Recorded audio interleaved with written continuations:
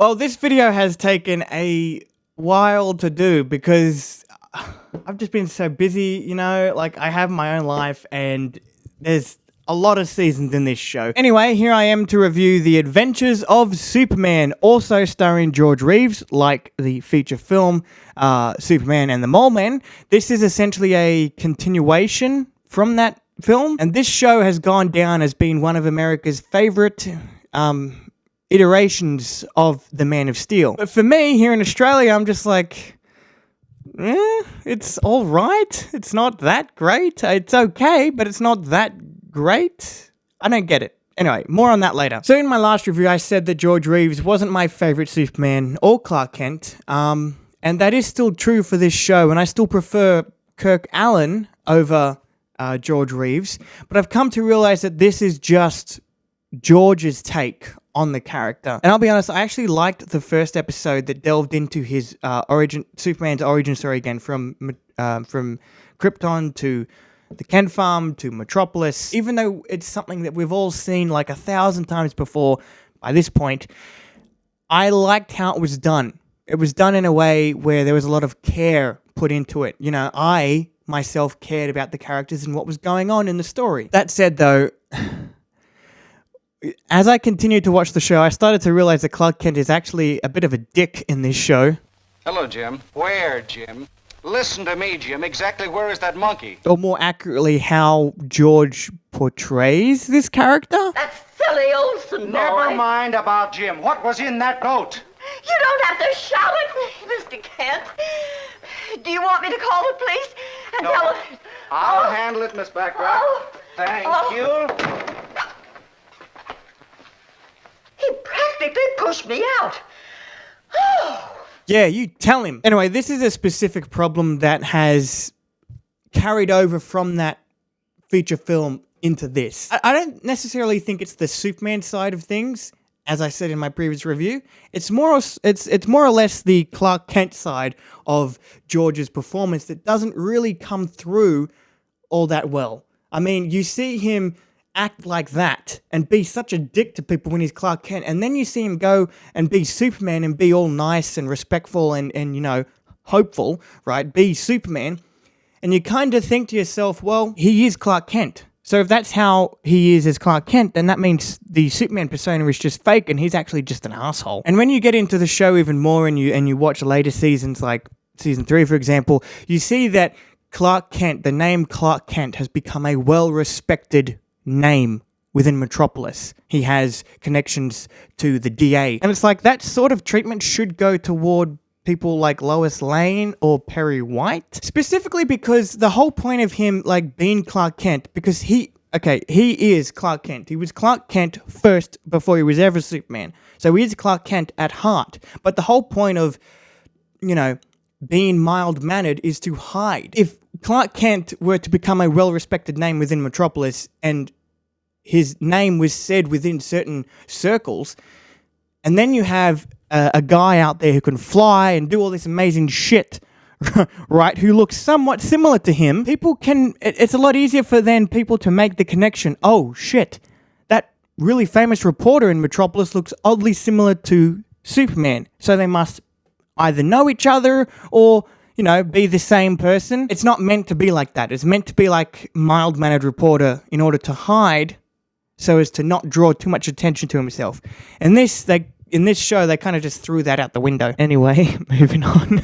When it comes to Superman, however, this sort of ties into what I was just saying. There's not much of Superman. Superman is more of a reactionary thing to what happens involving Clark Kent, Lois Lane, Jimmy Olsen, and Perry White.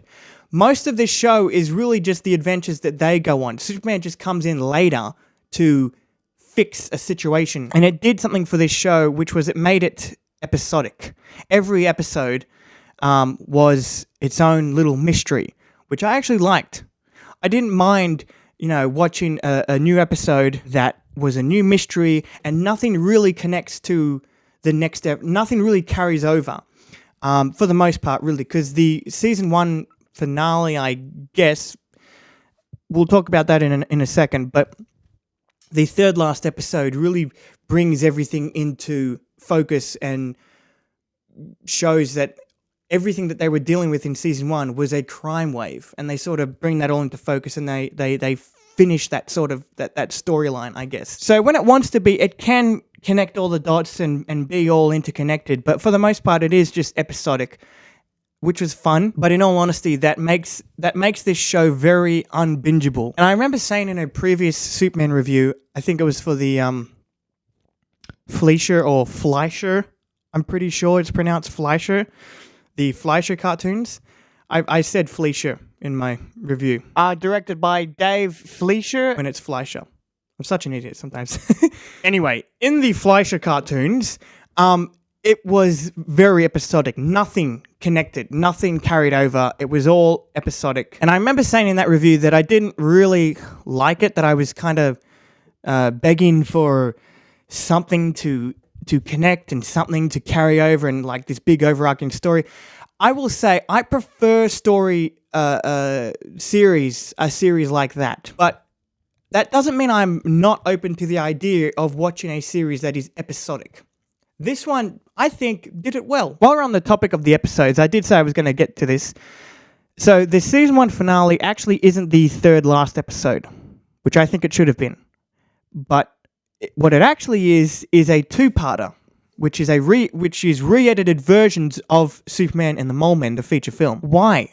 It's such a strange choice. Like, why do you have to have the feature film come back into the series as a two-parter to finish season 1? I don't understand that. There are some positives with it though. That dog chase that I joked about in the review. Oh yeah, that's a lot shorter in the two-parter at the end of season 1. But I don't think that's enough. I don't think a re-edited version of the feature film is enough to just throw it at the end of the first season. Like, I don't think that's a good idea.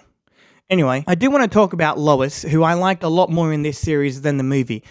Lois in the movie was a big thing, a big complaint for me, because I didn't think they did her too well. Everything I had issues with in the film about Lois are the complete opposite in this. They completely fixed it.